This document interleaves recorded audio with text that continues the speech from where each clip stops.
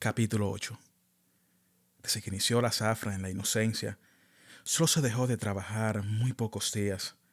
El primero y segundo día de Pascuas no se hizo nada. Los cortes permanecieron vacíos y las carretas tumbadas. La mayoría de los trabajadores se fue para la sabana y en el batey se celebraron 2 o 3 bachatas con el permiso de Lao. Tampoco se trabajó el día de Año Nuevo. El 21 de enero, día de la Altagracia, no se levantó una caña. Ese día ocurrió una reyerta en el batey. Un haitiano hirió a otro al final de la calle de los Bohíos.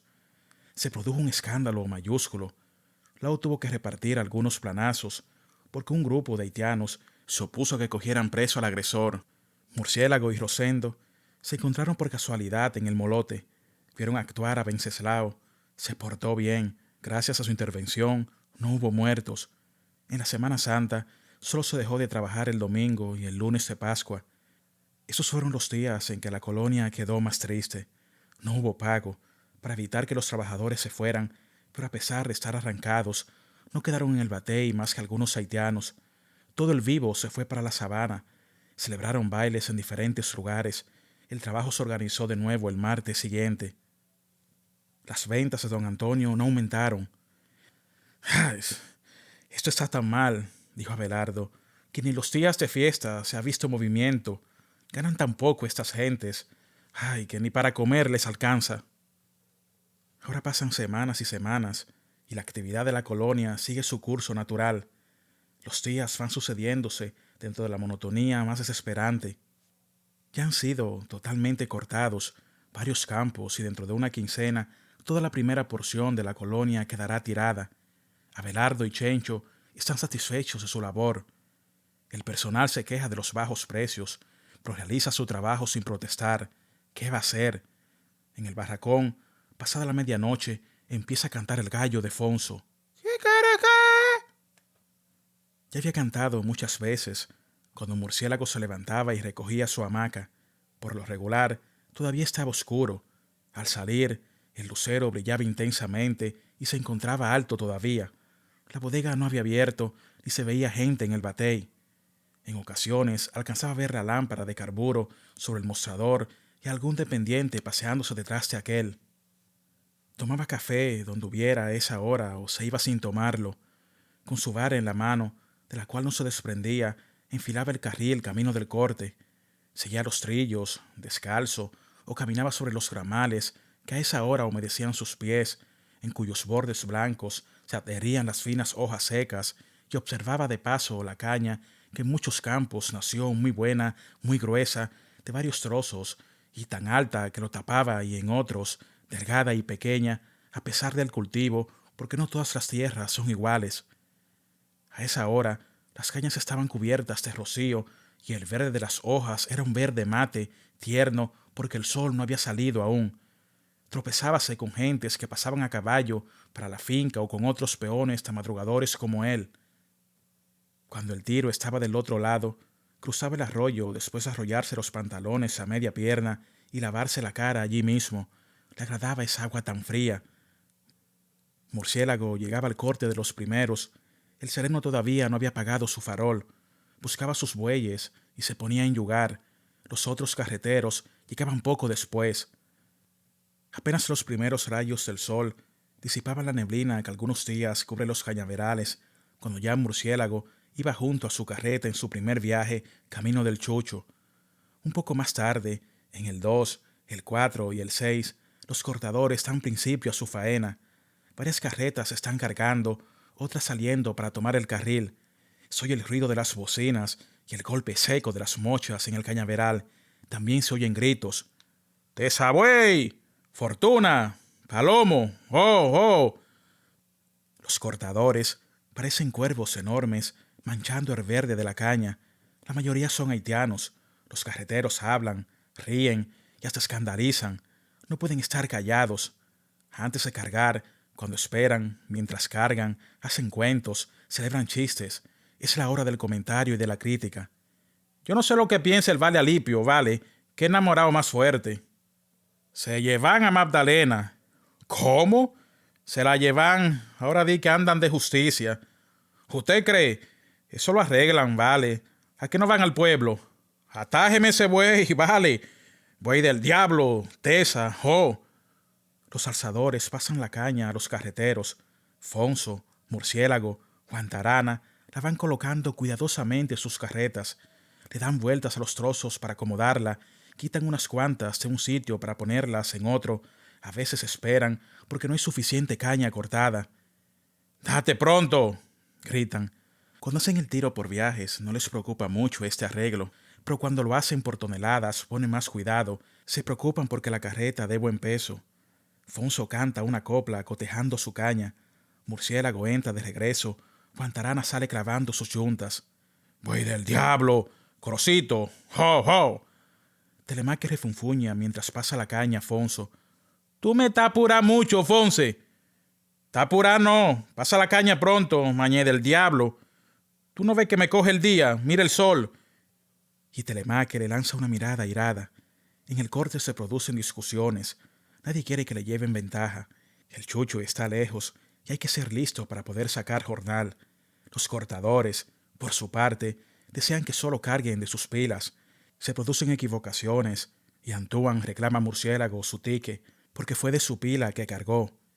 Sentado sobre un tronco seco o junto a una carreta, el capataz de corte, luciendo su machete colgado de un hombro, un sombrero de cana de alta copa y anchas alas, le cuenta con lujo de detalles a Juan, que le oye trabajando, la historia de una mujer que conoció por el Corozo. Tenía 5 hijos, y todos eran de padres diferentes. Pero esa era peor que gallina. El capataz vigila el corte, llama la atención a los cortadores para que entreguen limpia la caña. Cuidado con paja, dice. Estos haitianos son muy cabeza dura. Algunos cortadores trabajan en silencio. Se han impuesto una tarea. Otros están solos en un rincón, pero cuando están cerca unos de otros charlan en castellano o en patuá. A las 12 cestean. El corte se suspende.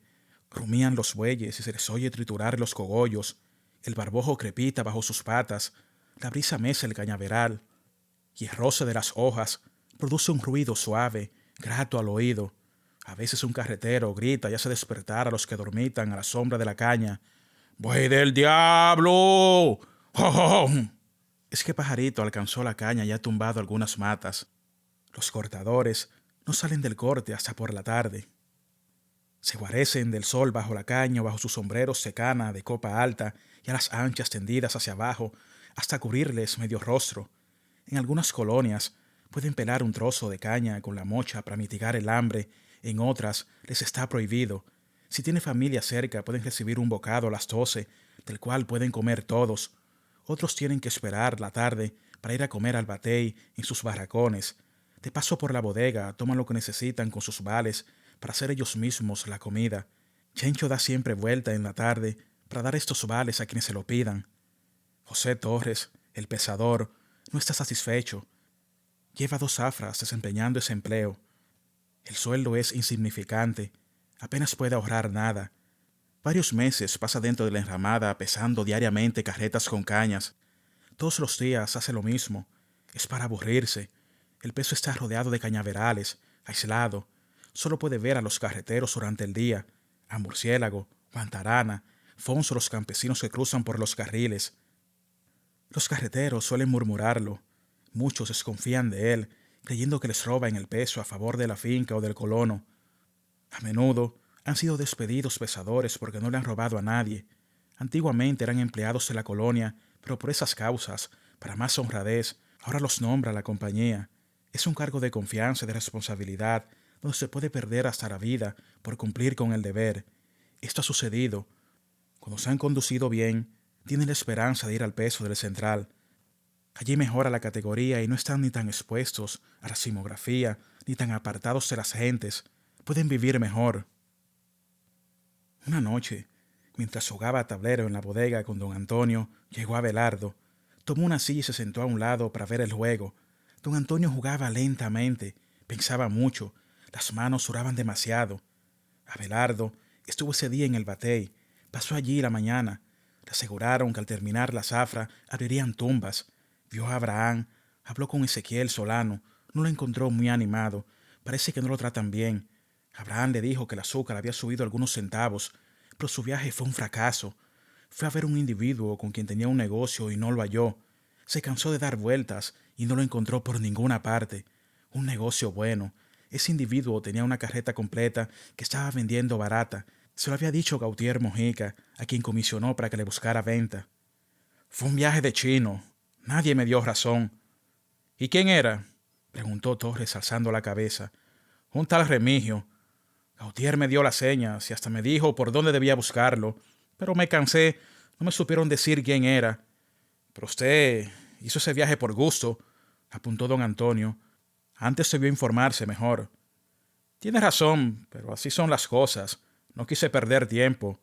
José se comió 3 fichas. Esa se la enchivo yo, exclamó don Antonio. Abelardo se quedó observando el juego. ¿Y las tumbas serán por cuenta de la finca? Yo creo que sí. Ahí viene un tal Julio Sosa. Dicen que le van a dar todo ese monte del otro lado del río. Oh, ¿y esas gentes que viven ahí? Yo no sé. Los harán ir de ahí. Para eso es que están midiendo. Dicen que eso no es de esa gente, que no tiene títulos. ¡Qué cosas!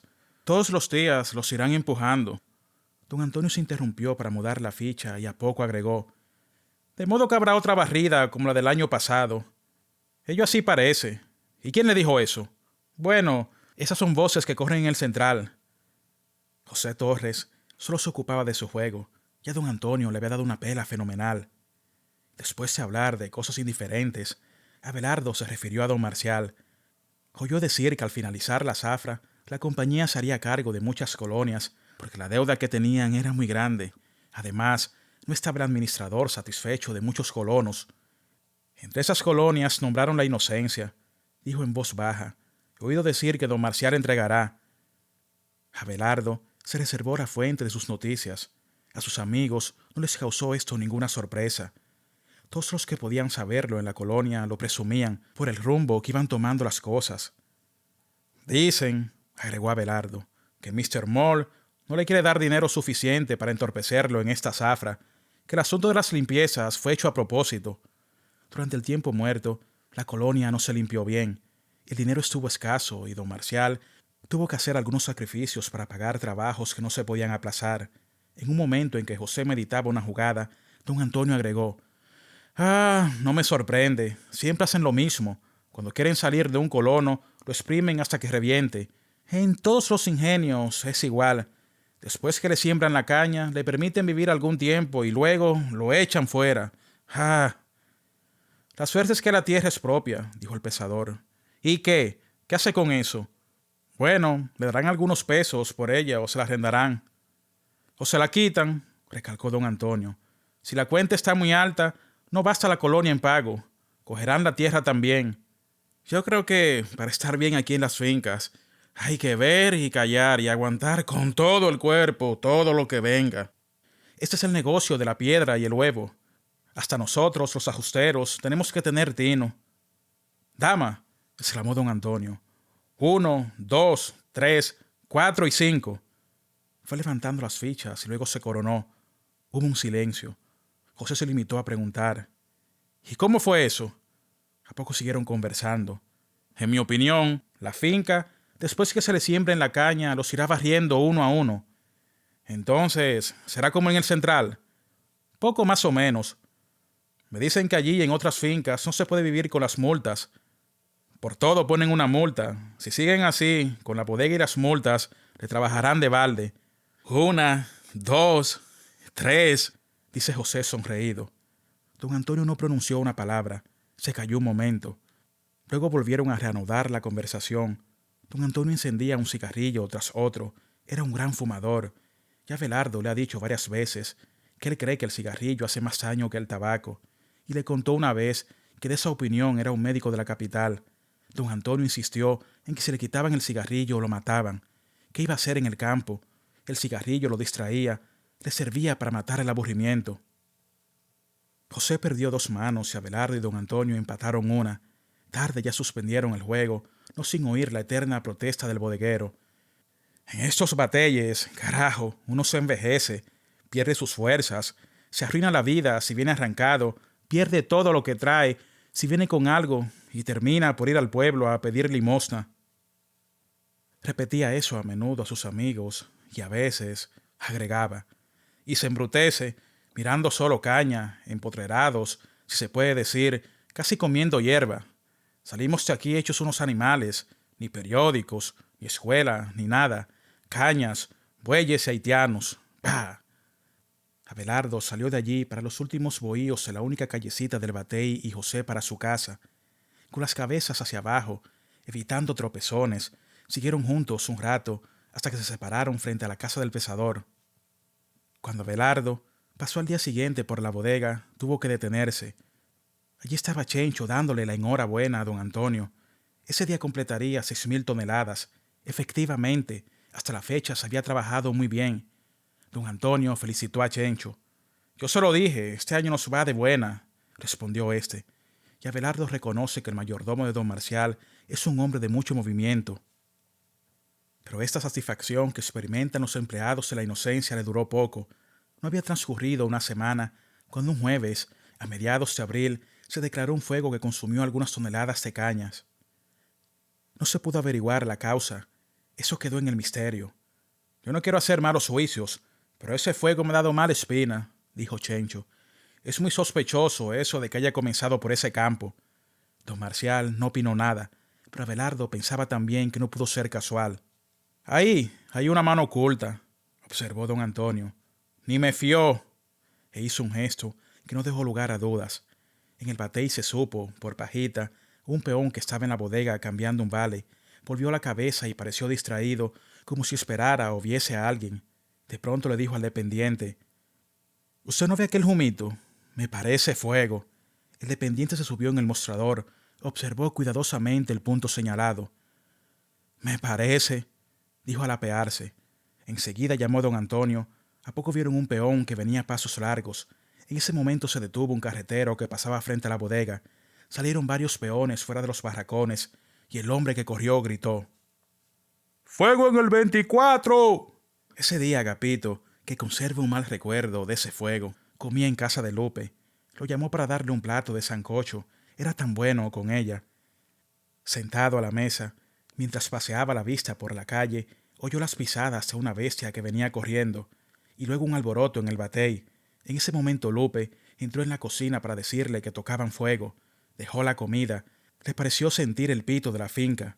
Al instante vio cruzar a Lao con un machete en la mano gritando: «¡Camine pronto! ¡Camine a apagar el fuego!». Se acercó a la puerta. En los barracones alcanzó a ver algunos peones. Por los carriles iban trabajadores corriendo. El pito se oía más claro desde afuera. Un pito largo, sin parar. Lao daba carreras en el batey detrás de los peones. De pronto se dirigió a él diciéndole: «¿Y usted qué hace aquí? ¿Camina a pagar?». Y le dio un planazo. Como Agapito no se moviera, lo empujó y le dio otro. «¿Usted no sabe que todos tienen que ir a pagar?». «Haragán». Agapito no contestó.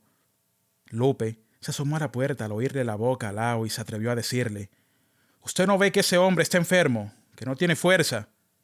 A lo que respondió Venceslao: «Cállese la boca, no se mete en lo que no le importa». Lupe murmuró: «Abusador y sangrú, eso es lo que usted». Agapito siguió por delante de Lao, cruzó el batey, tomó la gran calle.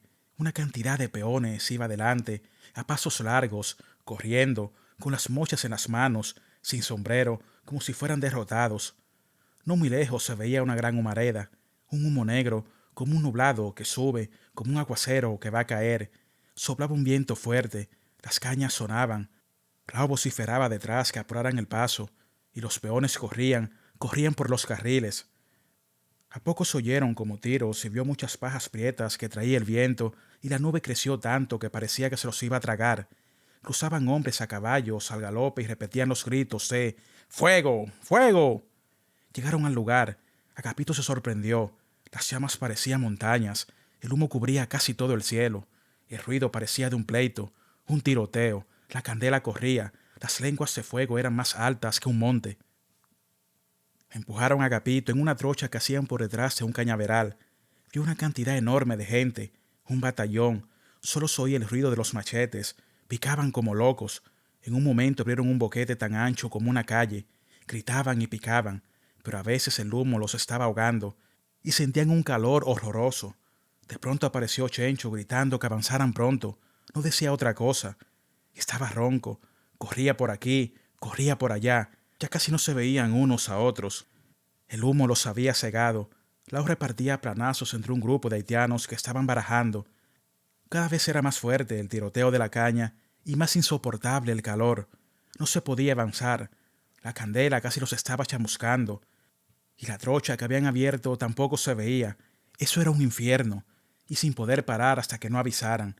Metidos ahí, no sabían si el fuego aumentaba o si lo estaban apagando. Las pajas les caían en los ojos. Se iban poniendo negros como el humo. Sudaban a chorros. Y ya estaban cansados. Era una cosa horrorosa. De entre el humo se escuchaban voces de peones llamándose. Se habían perdido algunos y no sabían si estaban todavía con sus compañeros, porque la gente se pone como loca, pierde el sentido, machetes y gritos, es todo lo que se oye. De pronto percibieron un grito. ¡Salgan de ahí! Y se dirigieron al sitio por donde salía la voz. De dentro del humo iban saliendo uno a uno, por grupos, a la carrera, porque la candela la tenían casi en los pies. Muchos llegaron a quemarse. A un hombre lo sacaron cargado porque se le paró el resuello. Aquí se juntaron algunos. 2 hombres a caballo les gritaron: «¡Vengan a pegar contra fuego, pronto!» Y emprendieron una carrera por un carril. Parecía una derrota, como si estuvieran huyéndole a la guardia. Llegaron casi muertos a la vera de otro campo y allí les dieron orden de pegar fuego. Se lo pegaron por varias partes a un tiempo. Ardió el campo. Subió una llama grande y en un momento hicieron un fuego tan enorme como el otro. Después les dieron órdenes de vigilar. Parecían locos. Como 3 horas duró el fuego. Por la tarde se veía el tamaño del claro. Como 5 campos se habían quemado. Era una gran mancha negra en medio de los otros cañaverales verdes, pero una mancha grande. Semejaban los campos una tumba sin habitar. Las cañitas parecían estacas y el suelo prieto como regado con cico de carbón. Cuando Agapito llegó al batey, estaba casi muerto, tiznado completamente. La ropa, la cara, todo era un solo color. Se sentó en la puerta del barracón a descansar. Lupe le trajo un bebedizo para evitar el pasmo.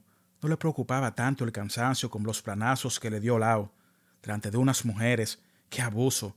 La suerte que ese día dio muchos, a los haitianos y a otros que él no conocía. Al atardecer estaban todos juntos: Fonso, Rosendo, Juan Tarana y Agapito y 2 o 3 peones más, haciendo referencias sobre la candela y criticando a Wenceslao. Hubieran deseado que se hubiera quemado toda la colonia, por él, solamente por ese hombre tan odioso. Quizás si los hubieran botado de allí, pero tenía tanta suerte que el fuego no fue muy grande y se apagó pronto, porque en realidad parece que tenía un santo en el cielo. Días después, hablando de esto, le dijo don Antonio a Torres: «Convénzase, amigo. A este hombre lo han acabado aquí. Desde que fomentó la colonia comenzó su fracaso. Se lo hicieron a propósito. La siembra le costó un huevo. Lo que la finca quería era realizar sus proyectos de extensión. Don Marcial, como nosotros, no somos más que los instrumentos de esas gentes. Yo aquí, si Dios no mete su mano, me secaré vendiendo bacalao y no pasaré de ahí. La caña engaña, mi amigo». Torres lo oía sin comprometerse. Es muy peligroso en las fincas hacer críticas. Su asunto era conseguir el peso del batey. A don Antonio le importaba poco cualquier cosa. Estaba viejo y cansado. «Este es un país», cargó don Antonio, «donde muy pocos ven más allá de sus narices.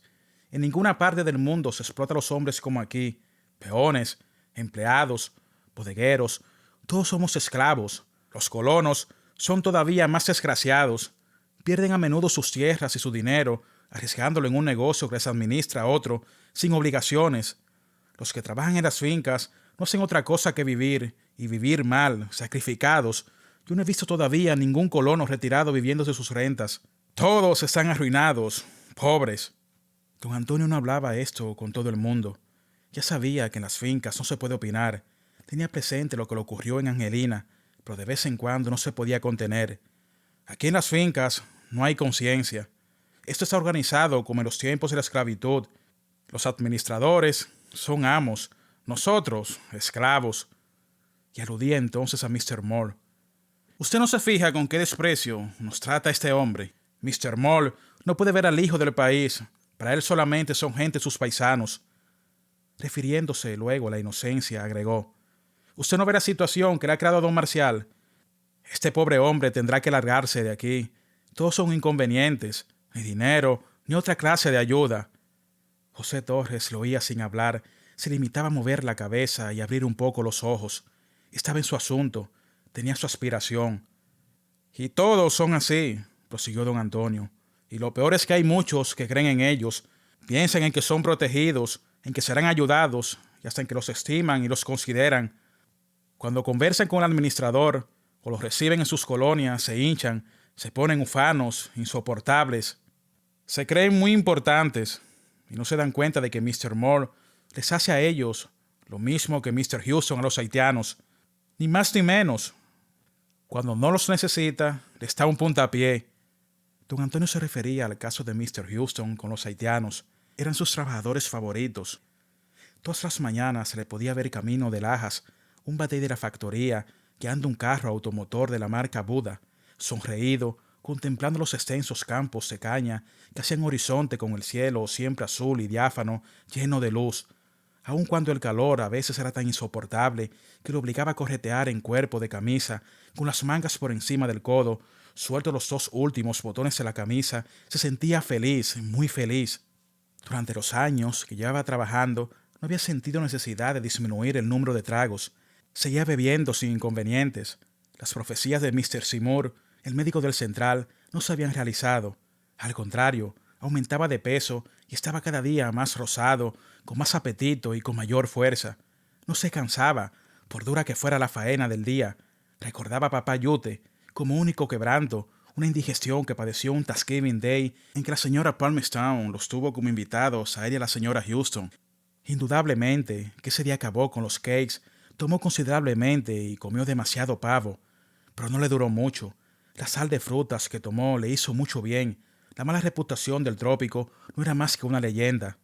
Mr. Joan Stuart Houston, de ojos azules y cabello rubio, natural de Virginia, se convirtió aquí en el trópico en el popular Papá Yute. Hacía 2 años que Papá Yute no iba al norte.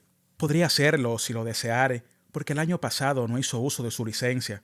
Tuvo que disponer de parte de sus economías para mandarlas a Carolina a unos parientes en desgracia. Fue un préstamo, pero no le hacían falta esas vacaciones. El Tropical River, de que tanto hablar el doctor americano, no le preocupaba. Seymour era un maniático. Era la señora Houston la que siempre deseaba ir a pasar una temporada con su familia. En cambio, él se sentía mejor aquí que en ninguna otra parte. 10 años sin descansar, llevaba en el Central como ingeniero de construcciones. Los últimos batalles los había dirigido y los había trazado.